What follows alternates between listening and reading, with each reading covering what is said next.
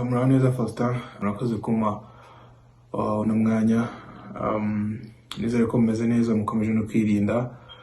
Nanjye ntabwo ko meze neza ku giti cyanjye, ariko urebye ubuzima ntabwo bumeze neza kubera coronavirus. Ni ibihe bitoroheye isi, ni ibihe bitoroheye buri muntu wese ku isi, ariko komeza kwizera no gukomeza gusenga cyane kugira ngo twongere dusubire mu buzima busanzwe, twongere dusubire ku kazi, twongere dusubire muri gahunda zitandukanye buri muntu wese ku isi. Navuga ko yes, turi no mu gihe cy'igisibo. Icyo navuga ni uko wenda ubu dufite umwanya uhagije cyane kugira ngo twiyegereze Imana, ariko usibye ko byaba ari byiza cyane kurushaho kujya gusengera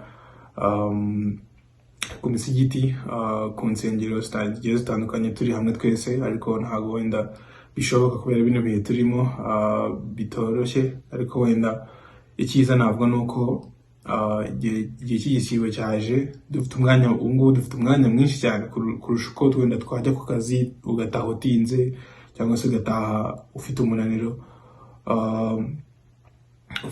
mwinshi. Ariko ubu ngubu gukorera mu rugo bitandukanye no gukora ujya hanze ukora mu movement menshi. So navuga ko kuba dukora wenda from home, cyangwa se yes, twirirwa mu rugo, ibintu byose tubikorera mu rugo, ubona umwanya mwinshi cyane uhagije kugira ngo wegereze Imana muri iki gihe cy'igisibo. Navuga ko ibihe turimo bya coronavirus byahagaritse ibintu byinshi, ntabwo ari football gusa, byahagaritse ibintu byinshi. Akazi k'abantu, utuzi tw'abantu twagiye duhagarara dutandukanye. Navuga ko amamatch menshi yagiye ahagarara ku isi mu gihe kitazwi, wenda ashobora kongera gusubikirwa mu gihe bino bihe bitangiye kugabanya ubukana, ino virus itangiye kugabanya ubukana. Wenda hagiye kuba hari hafi kuboneka izo vaccine, cyangwa se iyo miti, izo antibody, n'ibindi byose wenda bishobora kuvana ino virus. Ariko urebye yes, ntabwo navuga ko ari football gusa yahagaze, ni utuzi twinshi tugiye dutandukanye twahagaze tw'abantu. Avuga ko ku giti cyanjye ubu ngubu imyitozo yarahagaze, ntabwo twemerewe kugera ku kibuga. Dukora imyitozo remotely. Urebye dukora online, dukorera mu rugo kuri app bita Zoom, sinzi niba uyizi. So rero nuko dukora imyitozo, haba hari n'igihe cyo kwirukanka, tukajya kwirukanka ko mu cyumweru twirukanka 3 cyangwa se 2, bitewe n'ukuntu ikirere kimeze. Urebye muri ibi bihe navuga ko it's more personal no gukora individual, kubera ko nituramuka dusubiye mu kibuga bazaduha umwanya mutoya uhagije, umwanya muke uhagije wo kugira ngo match zongere zisubikurwe. So navuga ko ubu ngubu ni ukuyitaho personal cyangwa se individual, yes, umuntu agakora ku giti cye kugira ngo nidusubira mu kibuga performance yongere igaruke. Ariko ntabwo bizaba byoroshye, urebye ko biragoye cyane kugira ngo performance ihite yongere igiye ku rwego tugezeho. Ubu ngubu tuvuye muri pre-season, tumaze gukina match imwe, champion ihita ihagarara, no kujya gukora imyitozo ku kibuga kuri training facilities birahagarara. So urebye ubu ngubu ibintu ni nkaho byatangiye bundi bushya, ni nkaho byasubiye azeho. Navuga ko wenda yes, ubu ngubu ni ukwiyitaho individually, umuntu akareba yuko yasubira mu kibuga ari fit mu gihe bongeye gusubikirwa imyitozo cyangwa se shampiyona. Ngiye ku giti cyanjye navuga ko uko ndi gukora ndi kwiyitaho cyane physically.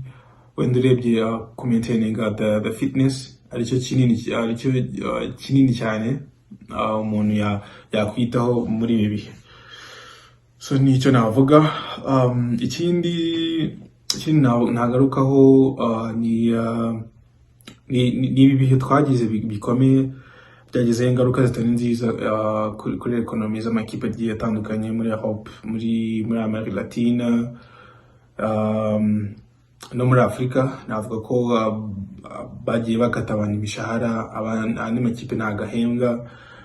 Numvishe ko hari n'umukinnyi birukanye muri Rayon Sport, itari ishusho nziza kubera ko ibi ni ibihe bikomeye turimo.